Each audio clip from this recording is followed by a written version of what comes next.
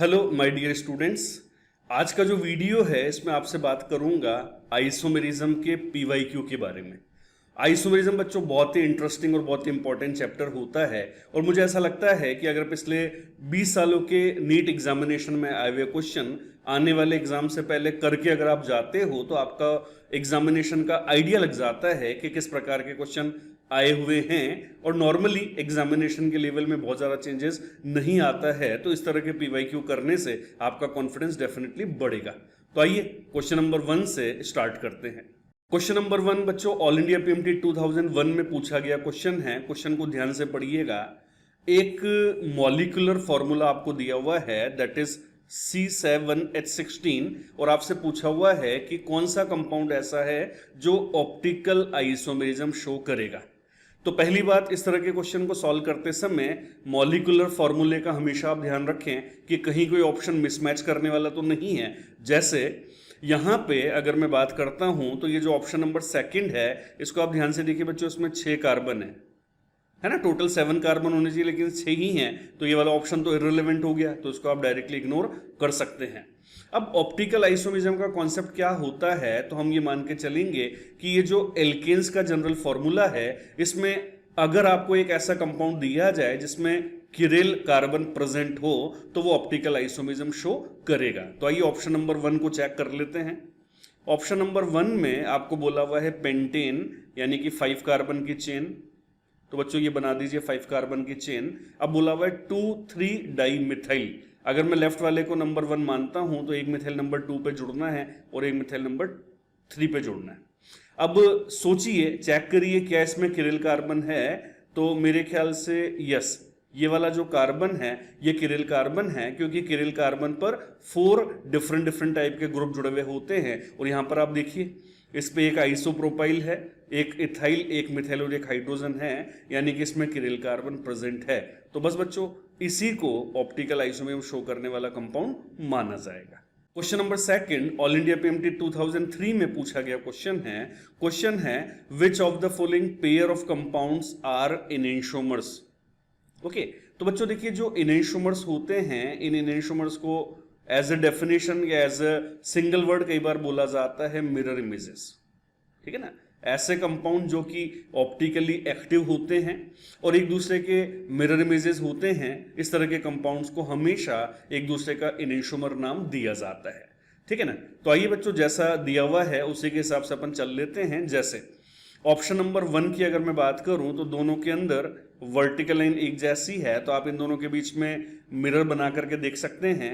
अब ध्यान से देखिए बच्चों, ये वाले दोनों group as it is right वाले जो है लेफ्ट पे नजर आ रहे हैं, और ऐसे लेफ्ट वाले दोनों ग्रुप इसी सीक्वेंस में लेफ्ट के बदले राइट पे नजर आ रहे हैं, यानी कि ये दोनों एक दूसरे के मिरर इमेजेस हैं। और अगर मिरर इमेजेस हैं तो इसी को इनेंशोमर माना जाएगा। बाकी ऑप्शन क्यों इनेंशोमर नहीं है, क्योंकि कहीं ना कहीं कार्बन के अक्रॉस मिरर इमेज आपको नजर नहीं आ रहा होगा। देखिए जैसे यहां पर OH सेम साइड पर बना हुआ है, यानी कि मिरर इमेज नहीं है। ऑप्शन नंबर 3 की अगर मैं बात कर लूं तो यहां पर OH उसी साइड पे बना हुआ है, तो अगेन मिरर इमेज नहीं हो सकता।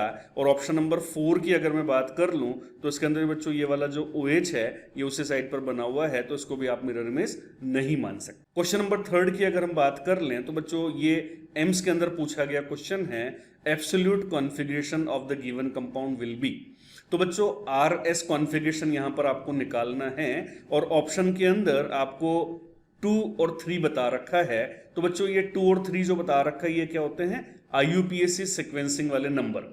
जैसे इस कंपाउंड का जब आप IUPAC नाम लिखोगे तो ये वाला कार्बन आएगा कार्बन नंबर 2 और ये वाला जो कार्बन है ये आएगा बच्चों कार्बन नंबर 3। तो आप जो कॉन्फ़िगरेशन निकालोगे ना वो नंबर 2 और नंबर 3 के रेस्पेक्ट में निकालोगे। अब देखिए RS कॉन्फ़िगरेशन निकालते समय आपको पहला काम क्या करना होता है कि जो किरिल कार्बन होता है उसके चारों दिशाओं में जो 4 ग्रुप जुड़े हुए होते हैं उसको सिप रूल के हिसाब से नंबरिंग करना होता है। तो आइए मैं नंबरिंग यहां पर शो कर देता हूं, थोड़ा सा कलर चेंज कर लेते हैं ताकि आप कंफ्यूज नहीं हो। तो नंबर 2 पे देखिए बच्चों क्लोरीन, कार्बन, हाइड्रोजन और यहां पर डायरेक्टली कौन जुड़ा हुआ है, कार्बन। तो सबसे ज्यादा एटॉमिक नंबर क्लोरीन का है तो ये नंबर 1 हो जाएगा। अब यहां पर भी कार्बन है, यहां पर भी कार्बन है, तो आपको नेक्स्ट एलिमेंट की तरफ जाना होता है सिप रूल के हिसाब से। इस कार्बन के आगे हाइड्रोजन है, जबकि बच्चों इस कार्बन के आगे क्लोरीन है, तो ये हो जाएगा नंबर 2, ये हो जाएगा नंबर 3 और ये हो जाएगा बच्चों नंबर 4। अब नंबर 1 2 3 4 कर लेने के बाद आपको नंबर 4 यानी लोएस्ट प्रायोरिटी पे ध्यान देना होता है।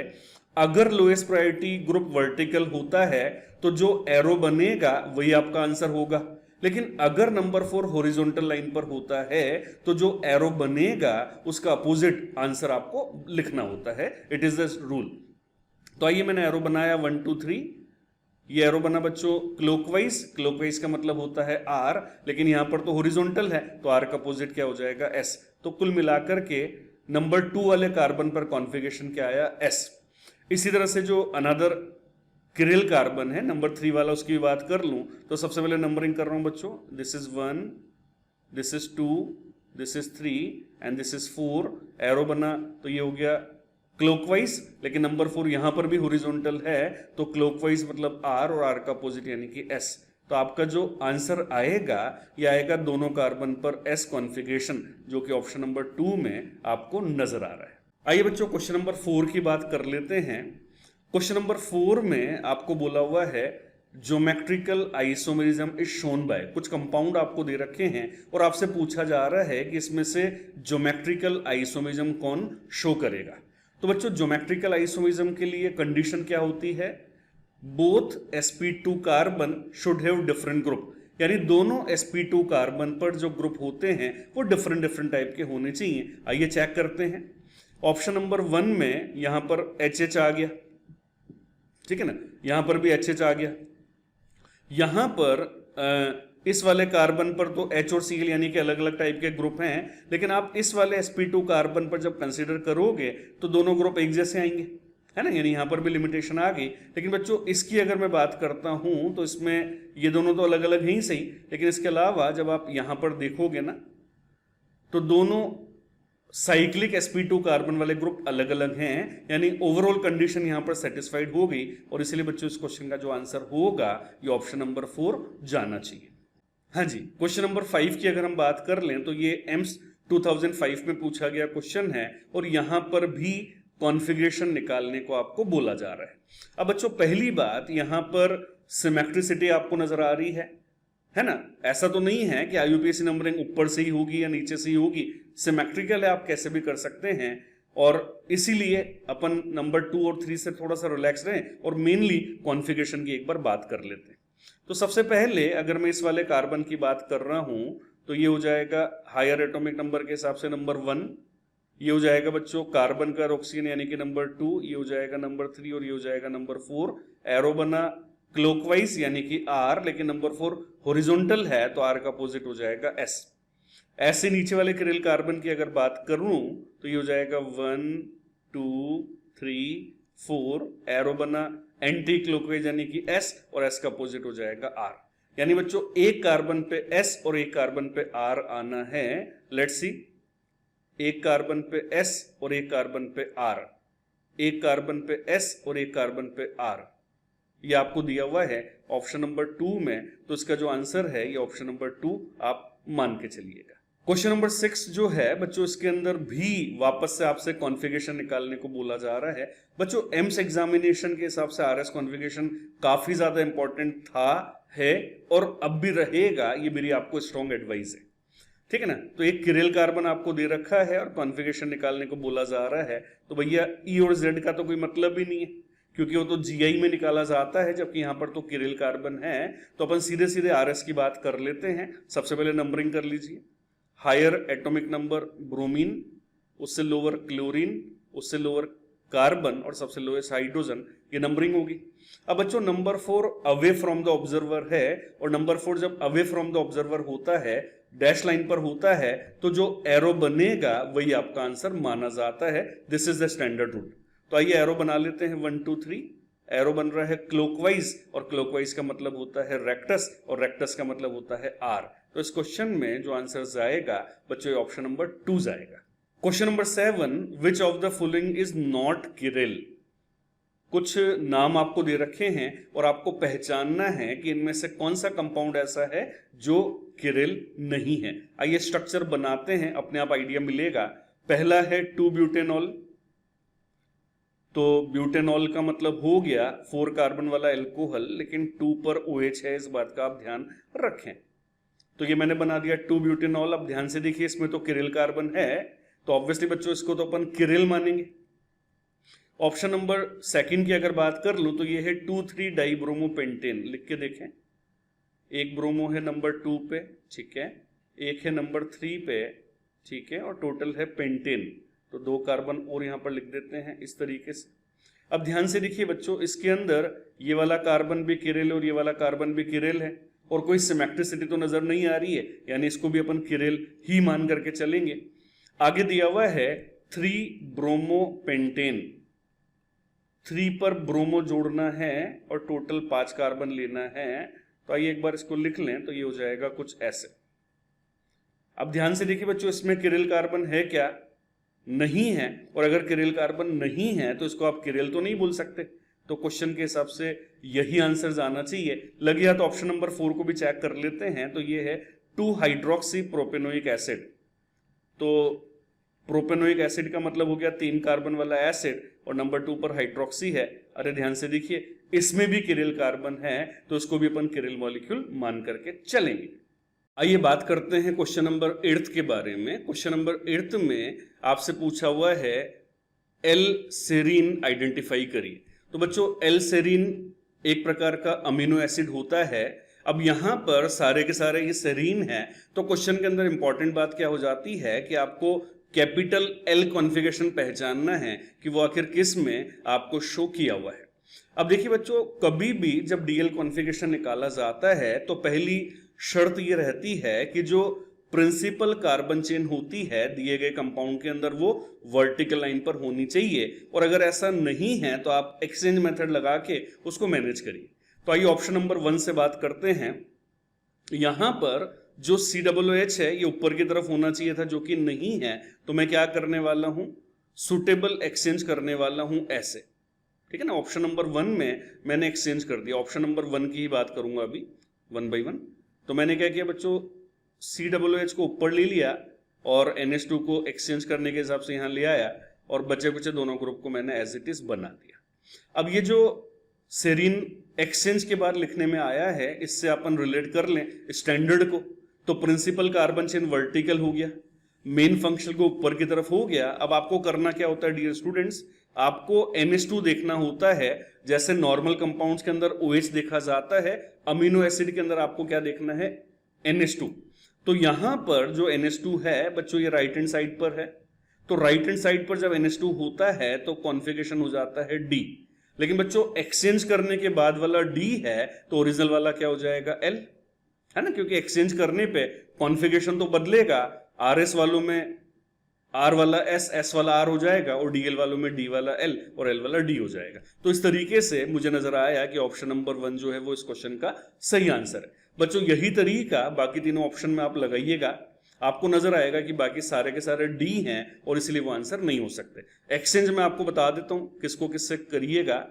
यहां पर बच्चों इन दोनों को एक्सचेंज कर दीजिएगा, है ना। यहां पर प्रिंसिपल कार्बन चेन वर्टिकल लाने के हिसाब से इन दोनों को एक्सचेंज कर लीजिएगा। और इसकी अगर मैं बात कर लूं तो इसके अंदर तो पूरा 180 डिग्री वाला एक्सचेंज आपको करना है ऐसे। तो जैसे आप एक्सचेंज करके देखोगे तो जो एक्सचेंज के बाद वाला आएगा और ओरिजिनली जो दे रखा है वो दोनों अपोजिट रहेंगे, बस इस बात का हमेशा ध्यान रखिएगा। Question number 9, among the following which one can have a meso form. कुछ स्ट्रक्चर्स आपको दे रखे हैं और आपको पहचानना है कि इनमें से ऐसा कौन सा कंपाउंड है जो मीजो बना सकता है। अब देखिए बच्चों, मीजो कंपाउंड बनाने के लिए पहली शर्त ये होती है कि जो कंपाउंड होता है वो सिमेट्रिकल होना चाहिए, लेफ्ट हैंड साइड और राइट हैंड साइड से एक जैसा होना चाहिए, और दूसरी बात उसके अंदर मिनिमम 2 किरिल कार्बन होने जरूरी हैं, तभी वो मीजो बना सकता है। बस यही चीज आप यहां पर चेक कर लीजिए। ये सिमेट्रिकल नहीं है क्योंकि OH है तो यहां पर भी OH चाहिए था, यहां पर मिथाइल है तो यहां पर भी मिथाइल चाहिए था, तो ये गलत हो गया। इसकी अगर मैं बात कर लूं तो भैया इसमें ये वाले 2 कार्बन किरिल भी हैं और सिमेट्रिकल भी हैं, तो डेफिनेटली बच्चों यही इसका आंसर होना चाहिए। बाकी ऑप्शन भी आप देख लो बच्चों, यहाँ पर इथाइल है तो यहाँ मिथाइल आ रखा है तो नॉट सिमेट्रिकल हो गया। और इसकी अगर बात कर लूं तो इसके अंदर तो किरिल कार्बन एक ही है और एक किरिल कार्बन से तो मीजो नहीं हो सकता, तो अल्टीमेटली आंसर सेकंड ही रहेगा। क्वेश्चन नंबर 10th की अगर बात करें बच्चों, तो क्वेश्चन नंबर 10th में आपको एक कंपाउंड दिया हुआ है जिसके अंदर साफ साफ हमें किरिल सेंटर नजर आ रहा है। अब आपसे बोला जा रहा है कि इसके कुछ अरेंजमेंट जो बना करके दे रखे हैं, इनमें से आर कॉन्फ़िगरेशन आखिर कौन शो करेगा। बच्चों अर्लियर फिशर प्रोजेक्शन फॉर्मूला में आरएस निकालना आपको बता चुका हूं, तो वही रूल यहां पर फॉलो करने हैं। बस नंबरिंग का ध्यान रखना बच्चों, नंबरिंग गलत नहीं होनी चाहिए। और नंबरिंग हमेशा सिप रूल के हिसाब से की जाती है, जिसमें सबसे ज्यादा इंपॉर्टेंट चीज क्या होती है, डायरेक्टली जुड़े हुए एटम का एटॉमिक नंबर। जिसका एटॉमिक नंबर ज्यादा उसकी प्रायोरिटी ज्यादा। तो लेट्स सी 1 2 3 4। हॉरिजॉन्टल है तो उल्टा करना है, एरो बनाया, क्लॉकवाइज मतलब आर, आर का अपोजिट हो गया एस। इसकी बात कर लो 1 2 3 4। इसमें नंबर 4 वर्टिकल है, यानी जो एरो बनेगा वही आंसर होगा एज अ रूल। एरो बना क्लॉकवाइज तो ये हो गया आर, तो भैया यही आंसर है। बट एक बार बाकी भी चेक करवा देते हैं आपको। 1 2 3 4, नंबर 4 हॉरिजॉन्टल है यानी कि अपोजिट करना है, तो ये हो गया क्लॉकवाइज मतलब आर, आर का अपोजिट एस।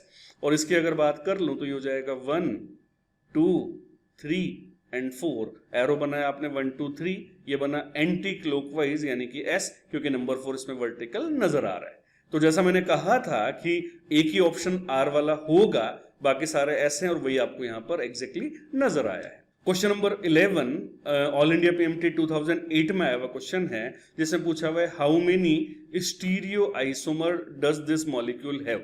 अब देखिए बच्चों, स्टीरियो आइसोमर के अंदर जब भी काउंटिंग की जाती है तो हमेशा ध्यान रखिएगा ज्योमेट्रिकल आइसोमर भी काउंट होते हैं और ऑप्टिकल आइसोमर भी काउंट होते हैं।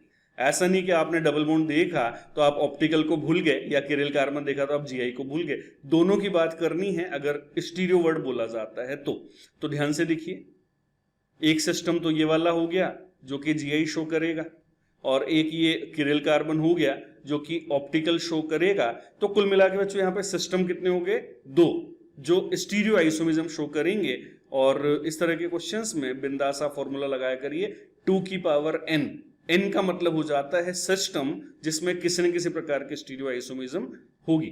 तो यहां पर आप n = 2 पुट करेंगे तो आपका आंसर टोटल 4 आ जाएगा, है ना। 4 आपको नजर आ रहा है ऑप्शन नंबर 3 में, तो दैट्स वाई 3rd आंसर आप टिक करिएगा। क्वेश्चन नंबर 12 एक मॉलिक्यूलर फॉर्मूला है C8H16 यानी कि CnH2n, यानी एक एल्कीन का फॉर्मूला है, that can form cis trans geometrical isomerism and also has a chiral centre. आपको ऐसा ऑप्शन चूज करना है जिसमें ज्योमेट्रिकल आइसोमेरिज्म भी पॉसिबल हो और उसके साथ साथ किरिल कार्बन भी प्रेजेंट हो। आइए चेक करते हैं। इसके अंदर sp2 कार्बन पे अलग अलग ग्रुप हैं, हाँ जी हैं, और यहां पर हैं, हाँ जी हैं। और क्या किरिल कार्बन है, तो भैया यस, किरिल कार्बन भी नजर आ रहा है। इसकी अगर बात कर लूं तो इसके अंदर sp2 कार्बन पे अलग अलग ग्रुप हैं, तो हाँ इथाइल और हाइड्रोजन अलग अलग हो जाएगा, और यहां पर मिथाइल और ये अलग अलग हो जाएगा। लेकिन जब किरिल कार्बन की बात आएगी तो भैया कहीं पर भी किरिल कार्बन नहीं है। तो बच्चों किरिल कार्बन भी जरूरी था, और इसलिए बच्चों ये आंसर हो नहीं सकता, बोथ हो नहीं पाएगा। तो अल्टीमेटली आपका आंसर क्या चला जाएगा, ओनली फर्स्ट। क्वेश्चन नंबर 13 की बात करते हैं, which of the following compound will exhibit cis trans isomerism यानी कि geometrical isomerism. Geometrical isomerism show करने वाला कंपाउंड आपको पहचानना है। तो बच्चों आप जानते हैं ज्योमेट्रिकल आइसोमेरिज्म या तो साइक्लिक कंपाउंड्स में होती है और या फिर डबल बॉन्ड वाले कंपाउंड में होती हैं। तो उसी अप्रोच से आप ऑप्शन को चेक करिए। 1 ब्यूटेनॉल कोई डबल बॉन्ड या साइकिल नहीं है, यहां पर भी नहीं है। 2 ब्यूटीन, अरे यार ये तो टिप्स पे याद होता है, क्योंकि जब जीआई की थ्योरी आप पढ़ते हैं तो पहला एग्जांपल मेरे ख्याल से यही होता है सबसे स्टैंडर्ड, है ना। तो यही आंसर जाएगा 2 ब्यूटाइन। कई बच्चों को लगता है कि सर एल्काइंस में जीआई क्यों नहीं होती। तो देखिए बच्चों, एल्काइंस के अंदर रेस्ट्रिक्टेड रोटेशन तो होता है, लेकिन कॉन्फ़िगरेशन बदलेगा कैसे। 2 ब्यूटाइन के अंदर जो 2 मिथाइल होंगे ना, वो हमेशा एक ही लाइन में होंगे, कॉन्फ़िगरेशन बदलेगा कैसे। तो केवल रेस्ट्रिक्टेड रोटेशन से मतलब नहीं होता, इस प्रकार के स्पीसीज होनी चाहिए जिनके रेस्पेक्ट में कॉन्फ़िगरेशन बदलता हुआ नजर आए, तभी जीआई का एग्जिस्टेंस माना जाता है। Question number 14, in which of the following the most stable conformer of n butane. N butane का सर्वाधिक स्थायी संरूपण समावयवी या कन्फर्मेशनल आइसोमर आपको पहचानना है। तो बच्चों आप जानते हैं कि जो स्टेबिलिटी होती है कन्फर्मर्स के अंदर वो निकाली जाती है बल्की ग्रुप के रिपल्शन के बिहाफ पर, जिसको स्ट्रेन भी नाम दिया जाता है। तो एन ब्यूटेन के अंदर आप ये देखिए कि बल्की ग्रुप एंटी कहां पर हैं, दूर दूर या अपोजिट डायरेक्शन में कहां पर हैं, और साफ साफ नजर आ रहा है ऑप्शन नंबर 3 में है। तो इसलिए बच्चों ऑप्शन नंबर 3 यहां पर सही माना जाएगा। क्वेश्चन नंबर 15 को ध्यान से पढ़िएगा। इसमें एक कंपाउंड है इथाइलिन ग्लाइकोल, ये आपको दिया हुआ है और आपसे पूछा हुआ है कि इसका मोस्ट स्टेबल कन्फर्मर पहचानिए। तो बच्चों पहले तो इथाइलिन ग्लाइकोल आपको क्लियर होना चाहिए आखिर होता क्या है। तो ये वाला जो कंपाउंड है इसको बोला जाता है इथाइलिन ग्लाइकोल। अब इस इथाइलिन ग्लाइकोल में आप ध्यान से देखिए 2 OH ऐसे ग्रुप माने जाते हैं जिनमें इंट्रामोलिकुलर हाइड्रोजन बॉन्डिंग पॉसिबल है। तो अगर दोनों OH को आपने एंटी रखा, 180 डिग्री पे रखा, तो डिस्टेंस इतनी ज्यादा होगी कि हाइड्रोजन बॉन्डिंग नहीं हो पाएगी। और अगर दोनों OH को आपने 0 डिग्री पे रखा, आमने सामने रखा, तो रिपल्शन इतना ज्यादा होगा कि जो हाइड्रोजन बॉन्डिंग कमजोर होती है अगेन वो नहीं हो पाएगी। तो इस तरह के क्वेश्चन में आपको करना क्या होता है, दोनों OH को या दोनों हाइड्रोजन बॉन्डिंग करने वाले ग्रुप को 60 डिग्री पे रखना होता है ताकि रिपल्शन भी कम रहे और बड़े आराम से हाइड्रोजन बॉन्डिंग वहां पर हो पाए। तो आई थिंक जो कॉन्सेप्ट मैंने आपको बताया है वो आप समझ गए होंगे, तो उसके हिसाब से आपका आंसर 3rd हो जाएगा। सर ये भी तो है, अरे बाबा यहाँ पर तो 3-3 OH है और 3-3 OH है तो ये तो ग्लाइकोल हो ही नहीं सकता, तो इसलिए एक फर्जी ऑप्शन मान करके इसको इग्नोर करें। Question number 16, which of the following compound is optically active. Optically active compound आपको पहचानना है, यानी कि किरिल मॉलिक्यूल आपको पहचानना है। तो ध्यान से देखिए बच्चों, सबसे पहले आप किरिल कार्बन देख सकते हैं। तो ऑप्शन नंबर 1 में किरिल कार्बन एब्सेंट है। अरे ऑप्शन नंबर 3 और 4 में भी किरिल कार्बन एब्सेंट है, तब तो आंसर एक ही बचेगा, है ना। और यहां पर दोनों ग्रुप अलग अलग प्रकार के हैं, यानी इसमें एनी हाउ POS हो भी नहीं सकती। तो ये एक ऐसा कंपाउंड है जिसको हमेशा ऑप्टिकली एक्टिव माना जाएगा, क्योंकि इसमें प्लेनो सिमेट्री अल्टीमेटली इम्पॉसिबल। तो टिक कर दीजिए बच्चों, इस क्वेश्चन में आंसर 2nd जाएगा। क्वेश्चन नंबर 17 एक बढ़िया क्वेश्चन है, find the number of stereo isomers of 1,2 dihydroxy cyclopentane. तो पहले तो स्ट्रक्चर बना देता हूं आपके लिए। ये तो है बच्चों साइक्लोपेंटेन, और इसमें आपको नंबर 1 पर और नंबर 2 पर हाइड्रोक्सी ग्रुप जोड़ना है ऐसे। साथ के साथ आपको नजर आ गया होगा कि यहां पर 2 कार्बन किरिल हैं ऐसे। अब देखिए बच्चों, जैसे ओपन चेन के अंदर होता है टार्ट्रिक एसिड, ये बिल्कुल उसी प्रकार का क्वेश्चन है। टार्ट्रिक एसिड में भी 2 कार्बन किरिल होते हैं और वो सिमेट्रिकल होता है, और उसी तरह से बच्चों ये भी सिमेट्रिकल है, ठीक है ना। तो या तो आप टार्ट्रिक एसिड वाले आंसर सीधे सीधे फॉलो कर लीजिए, और वो भी अगर याद नहीं है तो मैं फॉर्मूला बता देता हूं, आराम से उसको समझिए और फॉलो करिए, है ना। पहली बात ये ध्यान दीजिएगा कि ये जो है ये क्या है बच्चों, सिमेट्रिकल स्ट्रक्चर है ना। ये जो स्ट्रक्चर है जिसमें किरिल कार्बन 2 हैं, लेकिन उसके साथ साथ ये क्या है, एक सिमेट्रिकल स्ट्रक्चर। तो जब भी सिमेट्रिकल स्ट्रक्चर दी जाती हैं और n की जो वैल्यू होती है ये इवन नंबर में होती है, तो इसके अंदर कौन से फॉर्मूलाज आप यूज कर सकते हैं, समझते चलिए, नोट भी कर सकते हैं साथ के साथ। अगर मुझे एक्टिव आइसोमर निकालने हैं, ए का मतलब क्या है एक्टिव, तो इसका फॉर्मूला होता है 2 की पावर n-1। यहां पर n कितना है बच्चों 2, तो पुट कर दीजिए, अल्टीमेटली ये हो जाएगा 2 की power 1 which will be 2। Meso भी बन सकता है क्योंकि सिमेट्रिकल है, तो मीजो का फॉर्मूला होता है 2 की पावर n/2 - 1। तो बच्चों ये हो जाएगा 2 की पावर n/2 - 1, तो ये हो जाएगा 2 की पावर 1 - 1, ये हो जाएगा 2 की पावर 0। और आप जानते हैं किसी की भी पावर 0 है तो उसकी वैल्यू 1 होती है। और हम टोटल की अगर बात करते हैं तो ये होता है एक्टिव प्लस मीजो, और बच्चों एक्टिव कितना है 2, मीजो कितना है 1, तो टोटल कितना हो जाएगा 3। तो इस तरीके से इस प्रकार के क्वेश्चंस को आप सॉल्व करें और यहां पर जो आंसर है 3rd उसको टिक करें। क्वेश्चन नंबर 18 2011 में आया हुआ क्वेश्चन है। एक स्ट्रक्चर आपको दे रखी है और उसमें आपको IUPAC नाम के साथ साथ कॉन्फ़िगरेशन बताना है। अब देखिए बच्चों, पहली बात इस क्वेश्चन के अंदर मुझे थोड़ा सा टेक्निकल ग्लिच नजर आ रहा है, क्योंकि यार कभी भी जब चारों ग्रुप अलग अलग होते हैं ना डबल बॉन्ड के अक्रॉस में, तो उसमें नॉर्मली सिस या ट्रांस अवॉइड किया जाता है, E और Z बोला जाता है। बट ठीक है, अब क्वेश्चन को तो हम क्या चैलेंज करें, जैसा है उसको अपन मान करके चल रहे। और इस प्रकार के क्वेश्चंस में मजबूरी में एक कॉन्सेप्ट आप दिमाग में बना लीजिएगा, क्या कि जेड का मतलब हो जाएगा सेम साइड यानी सिस के जैसा, और जो ई होता है उसका मतलब हो जाएगा एंटीजन यानी कि ट्रांस के जैसा। ठीक है, तो आइए पहले तो अपन इसका आईयूपीएससी नाम लिख ले, वो ज्यादा इंपॉर्टेंट है।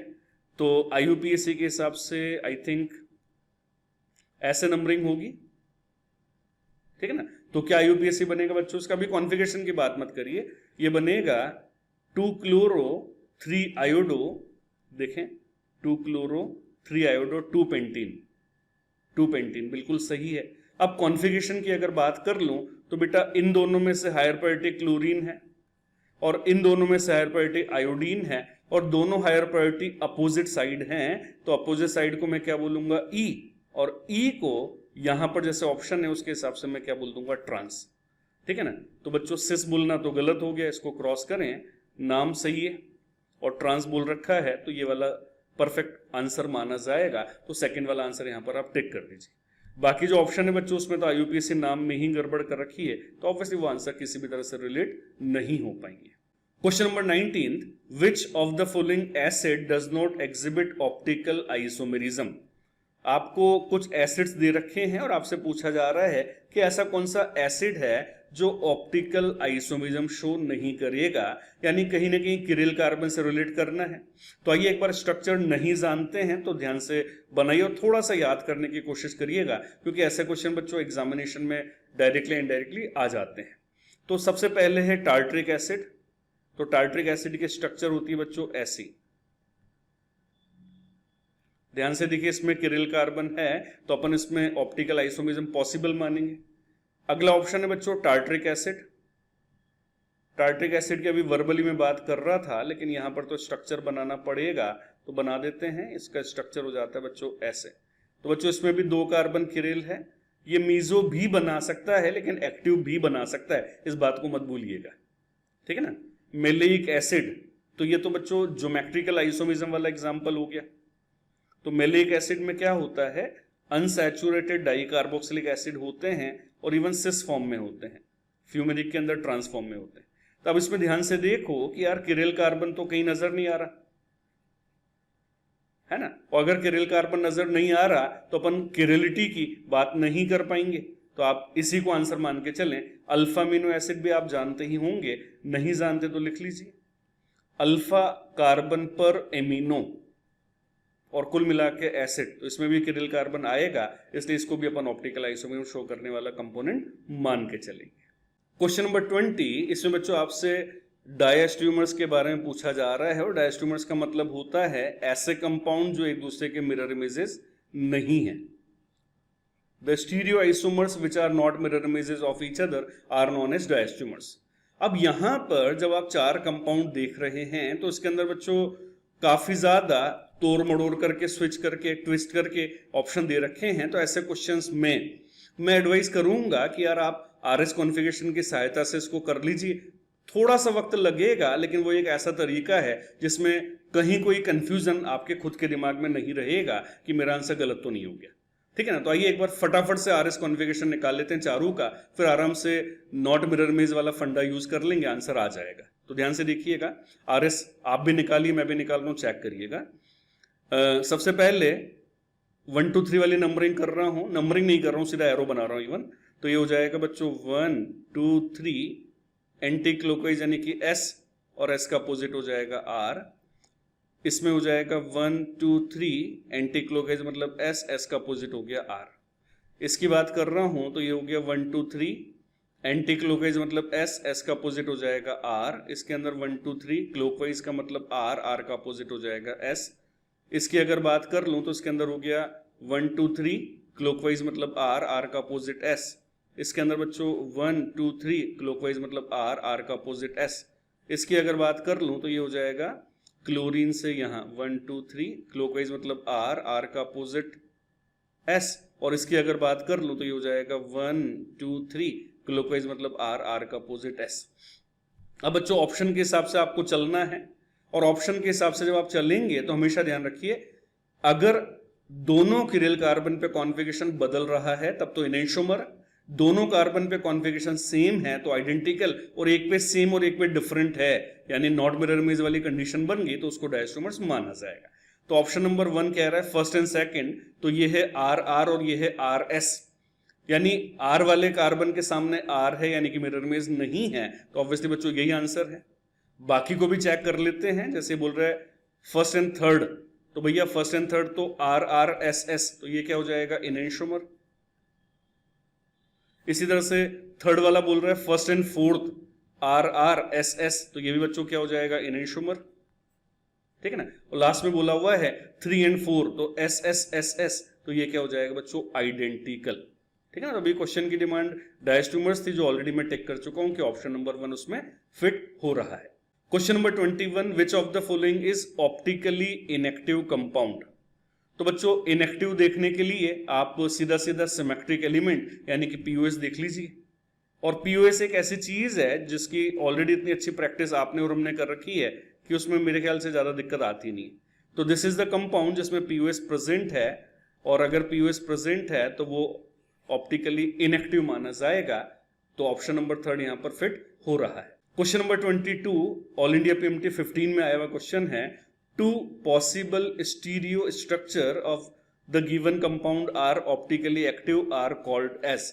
तो ध्यान से देखो, इसके अंदर किरिल कार्बन है, और आप जानते हैं कि यार किसी कंपाउंड के अंदर सिंगल किरिल कार्बन होता है तो उसकी दो फॉर्म बनती है, एक बनती है आर कॉन्फ़िगरेशन, एक बनती है एस, और ये आर और एस में ही रिलेशन पूछना चाह रहे हैं, तो ये तो ऑप्टिकल का सबसे फेमस रिलेशन है जिसको मिरर इमेज यानी कि इनैंशोमर्स नाम दिया जाता है। तो आंसर नंबर फर्स्ट टिक कर दीजिए। क्वेश्चन नंबर 23 एक बहुत ही स्टैंडर्ड सा सवाल है, कभी कभार पूछा जा सकता है, और ये है which one of the following biphenyl is optically active. कई बच्चों को ऐसा लगता होगा कि यार बाइफिनाइल एक्टिव कैसे हो सकता है, तो प्लेनर है। आप ध्यान से कंसेप्ट समझिएगा, अभी आपको समझ में आ जाएगा कि कब ये प्लेनर नहीं रह पाता।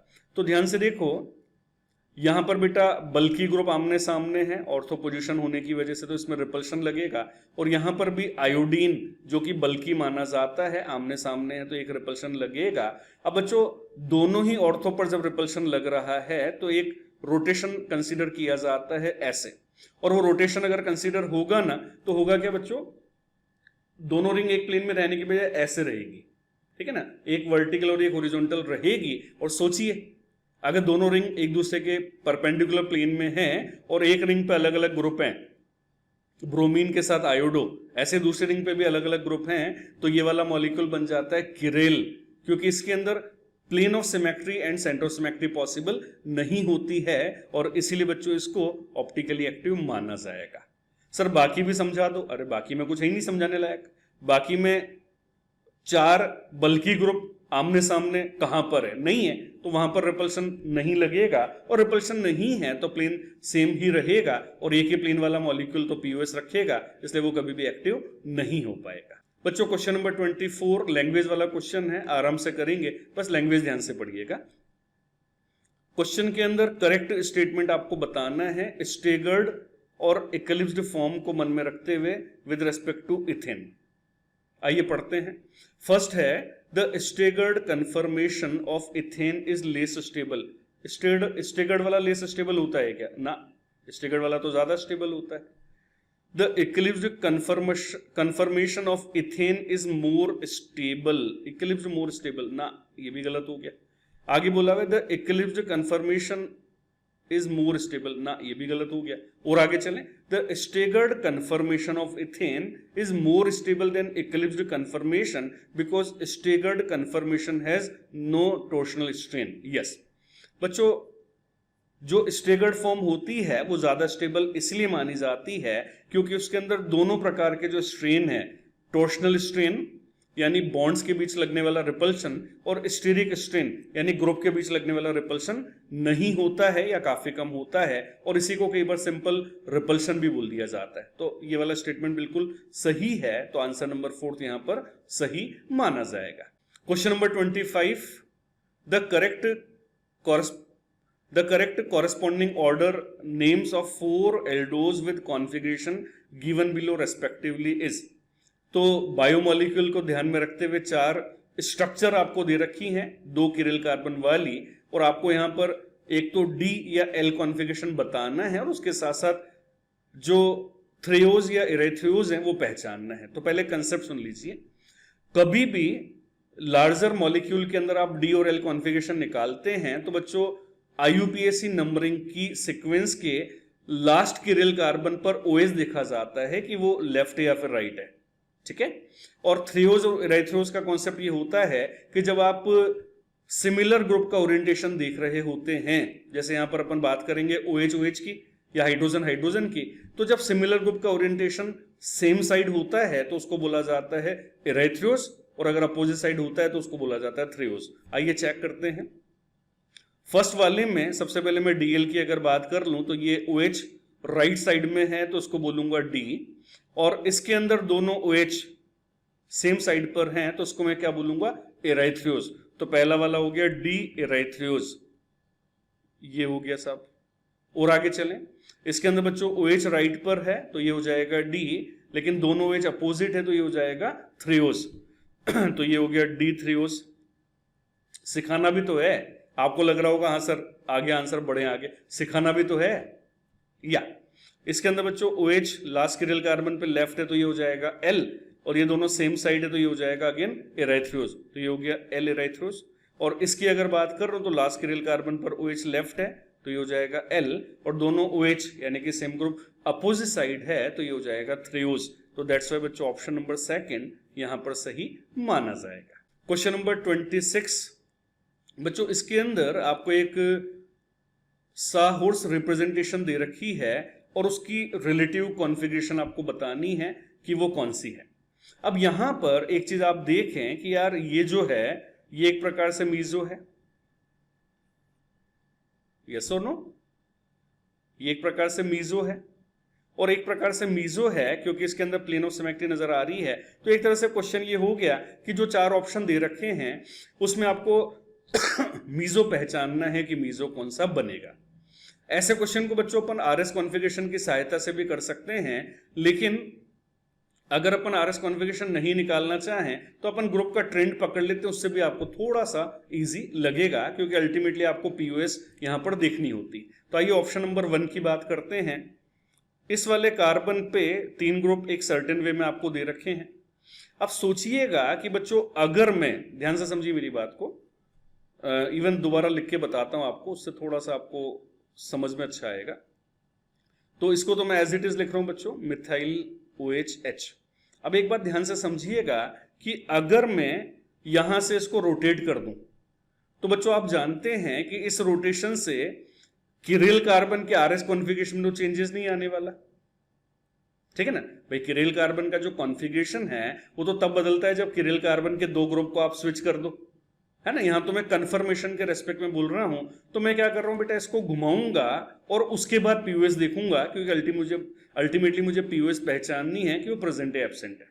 अब घुमाते समय ट्रेंड डिस्टर्ब नहीं होना चाहिए, तो आप ट्रेंड पकड़ लो, H के बाद OH और OH के बाद मिथाइल है, ठीक है ना। तो मैं इसको घुमा रहा हूं किसी भी डायरेक्शन में, अल्टीमेटली मुझे लिखना है ऐसे, ठीक है ना। तो H के बाद OH है और OH के बाद मिथाइल है, ऐसे लिखूंगा कि पीओएस आसानी से नजर आ जाए। तो सपोज मैंने H यहां लिखा, कहीं भी लिख सकता हूं, तो H के बाद OH है और OH के बाद मिथाइल है। वाओ, ये तो इस प्रकार का अरेंजमेंट बन गया जिसके अंदर पीओएस है। तो कुल मिलाकर के पहला ऑप्शन ऐसा है जिसमें अल्टीमेटली पीओएस नजर आ रही है, यानी ये मीजो है और मीजो ही तो पहचानना था, तो अल्टीमेटली बच्चों फर्स्ट आंसर यहां पर सही हो जाएगा। इस तरह से बाकी 3 ऑप्शन भी आप देखें बच्चों, क्योंकि अगर मैं सारे ऑप्शन डिटेल में समझाऊंगा ना तो वीडियो अननेसेसरीली काफी ज्यादा लंबा हो जाएगा, जो मैं भी नहीं चाहता और आप तो बिल्कुल ही नहीं चाहते। क्वेश्चन नंबर 27, इसके अंदर बच्चों 4 ऑप्शन दे रखे हैं एज यूजुअल, लेकिन 3 अरेंजमेंट आपको दे रखे हैं और उसको आपको रिलेट करना है कि वो किसके लिए फिट होता हुआ नजर आ रहा है। तो ऐसे क्वेश्चन में भी सिंपल एडवाइस है कि यार आप आरएस कॉन्फ़िगरेशन निकाल लो फिर चेक कर लो। तो आइए कॉन्फ़िगरेशन निकालते हैं। 1 2 3 एंटी क्लॉकवाइज यानी कि S, 1 2 3 एंटी क्लॉकवाइज मतलब S, लेकिन ये टुवर्ड्स है तो S का उल्टा हो जाएगा R, और इसके अंदर एक्सचेंज करना पड़ेगा तो नंबरिंग लिख लेते हैं वरना भूल जाओगे, गड़बड़ हो जाएगी। ये मैंने 1 2 3 4 लिखा। अब number 4 in the plane of paper है तो इसको आप अवे वाले ग्रुप से एक्सचेंज कर दीजिए। तो यहां जाएगा 4, यहां जाएगा 1।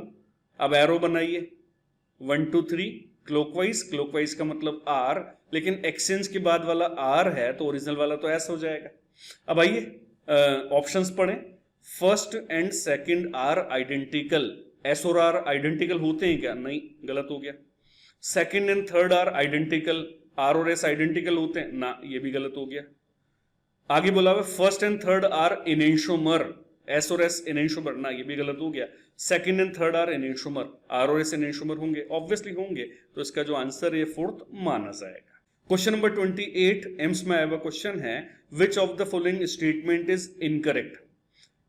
इट इज पॉसिबल, गलत पूछा हुआ बच्चों, ये ध्यान रखना है ना, ये कई बार बच्चे एग्जाम में गलतियां कर जाते हैं जो आपको नहीं करना। It is possible to separate eclipsed and staggered form of ethane at room temperature. Oh my god, अरे बाबा, रूम टेम्परेचर पर फ्री रोटेशन होता रहता है, एनर्जी डिफरेंस काफी कम होता है, और यही तो डेफिनेशन होती है कन्फर्मर्स की। तो आप सेपरेट कैसे कर पाओगे? वो तो घूमता रहेगा, है ना। तो ये बोल रहे सेपरेट कर सकते हो, जवाब है नहीं कर सकते, तो ये गलत हो गया, तो यही आंसर हो गया। बाकी को भी पढ़ लेते हैं एक बार। Eclipsed form has torsional strain, तो जवाब है यस, स्ट्रेन होता है तभी तो वो कम स्टेबल होती है। Ethane has infinite number of कन्फर्मर, yes, है ना, जो रोटेशन है वो होता रहेगा और मैथ्स के हिसाब से एंगल इनफाइनाइट पॉसिबल है, तो ये भी सही हो गया। और अगले ऑप्शन में बच्चों एनर्जी डिफरेंस बता रखा है, हाँ जी, ये एनसीईआरटी में एक लाइन दिया हुआ है, और एनर्जी डिफरेंस होता है लेकिन वो काफी कम होता है, इसलिए इसको भी सही माना जाएगा। तो आपसे गलत पूछा हुआ था, जो कि ऑप्शन नंबर 1 ऑलरेडी मैं टिक कर चुका हूं। हाँ जी बच्चों, आज की वीडियो का लास्ट क्वेश्चन आ चुका है, question number 29। With respect to conformers of ethane which of the following statement is true? Ethane के जो कन्फर्मर्स बनाए जाते हैं उनके बारे में सत्य वचन यानी सत्य कथन आपको पहचानना है कि कौन सा होगा। Bond angle remain same but bond length change. अरे भैया, जो कन्फर्मर्स होते हैं, घूर्णन समावी होते हैं, उसमें बच्चों केवल और केवल एक चीज बदलती है और वो होता है बाइहेड्रल एंगल, यानी आगे वाले ग्रुप और पीछे वाले ग्रुप के बीच वाला एंगल, जिसके थीटा के रेस्पेक्ट में हम बात करते हैं। बॉन्ड लेंथ कैसे बदलेगा? बॉन्ड एंगल कैसे बदलेगा? जब तक मॉलिक्यूल फिक्स है, उसका हाइब्रिडेशन फिक्स है, आजू बाजू वाले कार्बन फिक्स हैं, तो बॉन्ड लेंथ और बॉन्ड एंगल तो सेम रहेगा। तो बच्चों ये गलत हो गया। आगे बोला है बॉन्ड एंगल चेंज, ना ना ना, ये भी गलत हो गया। आगे बोला है bond angle and both change, ना, ये भी गलत हो गया। आगे बोला both bond angle and bond length remain same, yes, यही तो मैं बोल रहा था। तो इसका जो आंसर है फोर्थ जाना चाहिए। हाँ जी डियर स्टूडेंट्स, तो मेरे हिसाब से आइसोमेरिज्म के सारे क्वेश्चंस आपने कर लिए हैं और आपको इस पीवाईक्यू सेशन में समझ में आया होगा कि स्टीरियो आइसोमेरिज्म का जो वेटेज है ये स्ट्रक्चरल आइसोमेरिज्म से थोड़ा सा ज्यादा है। तो आप जो एग्जाम देने जाने वाले हैं, मेरी शुभकामनाएं लेकर के उसके लिए स्टीरियो आइसोमेरिज्म को अच्छे से रिवाइज करिएगा, क्योंकि मुझे ऐसा लगता है कि इस बार भी उसके क्वेश्चन ज्यादा आने की संभावना रहेगी। वीडियो पसंद आया हो तो लाइक और शेयर जरूर करें, और चैनल अब तक सब्सक्राइब नहीं किया है तो एक सब्सक्राइब करना तो बनता ही है।